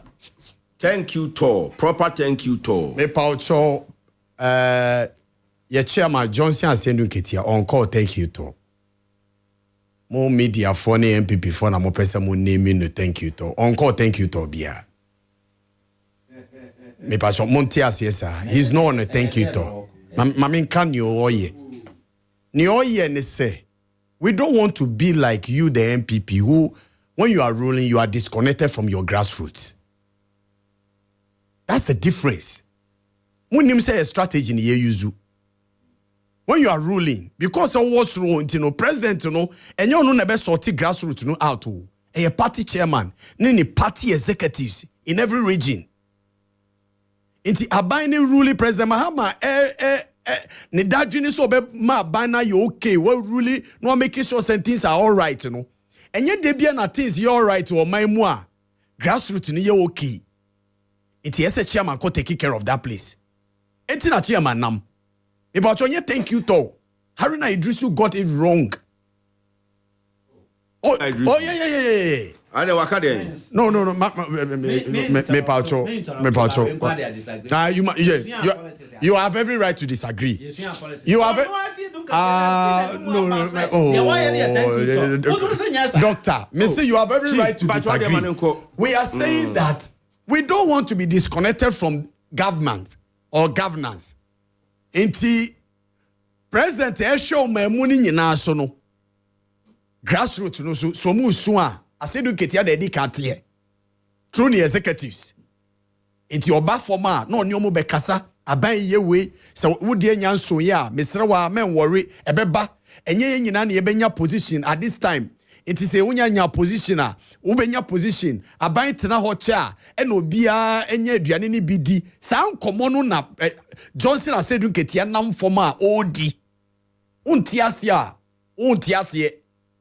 We are doing politics here ena obia nim so oman mu susu ye ka obia onim de wo politics mu a untimi yi Asedu Ketia nsim bebi MPP for mu nyobi ti sa Asedu Ketia o party mu an komo pepa. But Omunya. MPP Omuni Obia or no, they don't. They wish they had somebody who commands authority in a party like I said you get here Kasa. Ye buni papa. We have a lot of respect for him. Obia ye buni cha said you get here President Mahama. About what in American say. So understand our niyama ye. The president has no president in the house as you get here nama. Or share party for because party for no they are disgranted. If things are not working, disgranted about what? Oh, tie. So ya ba mu obi o nya position. A part of politics. Now and positions na wa ba mu na ya he. Oh, Commander, some a part of politics. Yeah, politicians. Yeah, party for the tiasie. There are things that party ni bi person onya into a disgranted. But a party na said yes, you assure them and reassure them. So yeah, power. Assure them and reassure them. So niyama be okay. Before nyami ama ye be brutal. Say o party aba mu. O share ni sen ka obenya bibi my na ye reassure o na ya assure na ye reassure. Commander, Commander, uti radio soon you don't know what politics is all about on the ground there. The grassroots are different people. Okay. They are very different people. Tell me assurance. You have to. Sani mani be na MPP for anyo. So wouldn't Sani mani be na MPP for anye. They were far away from the grassroots. And here the person here some mistake no. Enti na yes sir. Then I say educate ya kaya ene. Doctor ayiri de ho kasasa afedi onu na kire onu afedi onu na kire say Julius Debra Doctor Nyabutre obiamba out embe caso per president ediwo Hello FM yengina yemba out obi anyamba ye right now catch our attention and say, money. That is what we are doing. We want President Mahama to leave a legacy to the extent that and take you over. More money, Munya record be a crown for your campaign. Thank you. That is what we are. We want President Mahama to succeed. So that even if it is commander here or T radio, and never decided so about joining NDC in the future. Because of track record now, President Mahama obey me winning easily. That is our BBI. It is yes, sir. Then now chairman say. Ko election no ko President Mahama ho. E no ko ka chen say ye front na omo war parliament no person osisa omo. President Mahama njian tumama no. But o ka che President Mahama so I'm the coach. You are the flag bearer. I respect you. But me na me party chairman. O de ma me kwame nye sa changes yi. You see how NDC for ye buye leaders no. President Mahama even those who disagree with Asedu Ketia on the changes of Mutakani Haruna. But at least on my kwan say okay, also now we are culture, obey changes now, kona koye. And then on hindsight, President Mahama better now say, I didn't know ye na boye. Why na name say out there on the open secret? Ni ye feel say Harun na ni Muntakano Muni MPP for you too soft. They were too soft on the MPP in Parliament. Na Muntakani Haruna no. Yeah. We thought that their leadership. Yes, they were too soft. Okay. To the sense says Obekaya, a black worker free vetting committee. No, so on can't be because you feel that some ministers crying can yes or pass it. Obiti say Minister for Fisheries, how are Kumsi? We thought that our part of Parliament because we had almost the same numbers. We thought that our part of Parliament should have not passed. Now can you some pass it how are Kumsi? Even the finance minister in Wenya baby a Jane Kwa, ye person obu contact we thought said that can you so go through you. But he went through. So some of us in the NDC, and I say NDC fraternity, who say, Charlie, these our leaders were being too soft. And I chairman change here, and pastor so change here. My doctor say, I'm why really, doctor? Only but start changing in here, Emma, and Emma MPP for Bohum. I'm almost started tata at two forcing. That was why they started bringing a case again at two forcing. Because no majority leader. And you see, we saw that who said MPP for their weakness was in the economy. Who said now Omuntimi ma Dr. Mamu Baumia and ka economy who has 81. So the only thing I ever to say 81. Prince one who say Haruna any Muntakanu group no me soft on the MP. Yes, that's what we thought. Two who say Kisla to force in the group no. Womo and I'm don't be dear nim hona. We need to because we saw that MPP was dormant on finance. Economy no also no more Dr. Mamu Baumia quite journey from economy no. I've no IT expert. Digitalization. I also saw the EPC because no more say economy no. So we needed somebody who was in front of us or not economy. As Nani PSG, Mupe tactical coach, we have one in Ghana, Fanny Johnson as Sidun Katia. Me simple question and I'm person Buzan. And after some year these changes, what did you say? Say President Mahama and sorry and Nantigan and Yanya campaign campaign. No, we are not saying that there are a lot of things including MPP's failure. Okay. Doctor, me but what in America? Hello, including pension bondholders are Akufo-Addo Gio Musika or you want to be there are many things including say changing your frontline parliament. Okay. It's the MPP for who sat there no. It is who we are. Satam na yedi atu force in buyer and no start tata no de quarter some tata no. It's Mr. Papa ni kan wie ye kra no osaka so e bia audio no mantie o say inti President Mahama me here changes ye wini ye president me ko President Mahama say Muntaka any Haruna give them a cabinet minister. That's why I disagree with Asidun Ketia. Nobody tells a winning president, a president who has won, say me na me winning am person me Mr. Boachie finance minister. Oh Prince Kobe you see, we are a party chairman. You see, Commander, you can only come and plead. Commander, what's the same? Me can say Commander, me can say me catch us a politics, mono. It is not the way you sit down here and do. Friends, no, no. I don't mean so we are correct. There is no appointment of President Mahama Beya. I said look at any moshi. We are having a conversation. Chairman, he can only go and plead on somebody else's behalf. On Timin Kwashe Mampany, Chinchina for Preka defense minister. The power lies in the hands of the president. Nobody is taking away that power from the president. But you see, but you see, the power that lies with the president, the president also knows that I have a chairman of a party. A party machinery. So we give political considerations to those who deserve it. But you don't go and tell an elected president who to put here. No, Commander, tell us you. The president has the power to appoint. But in appointment, he doesn't do it alone. Nobody is saying so then the what are you president saying? will do it alone. Even but in the region, go to the president.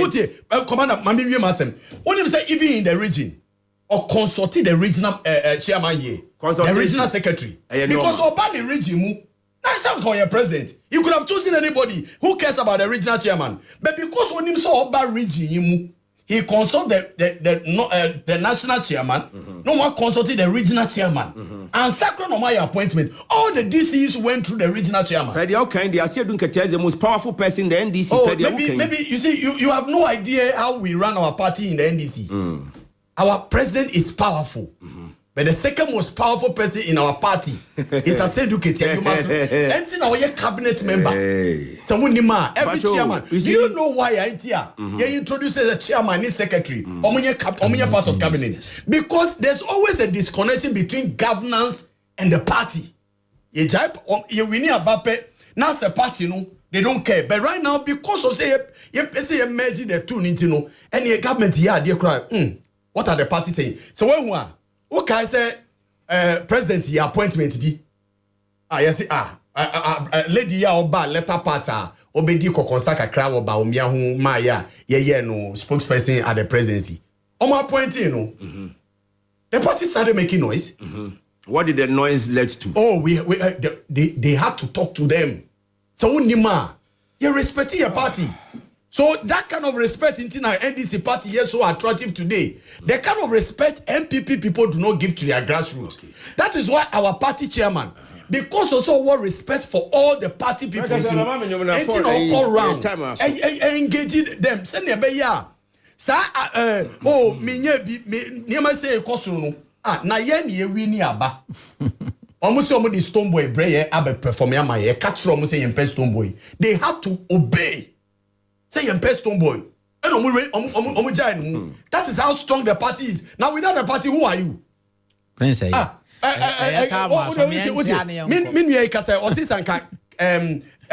Tremantini, Dr. Mahmoud Baumen, a cabum on the ticket of the MPP. Who's Alan Tremantini free more or call? Send a friend and crown. Hey, Kennedy Japan club on free MPP. The party need a mood. That is why the party chairman, I said, you get here, or your close allo, or your beer, your bunny papa. It is a minister of education to say, I do so.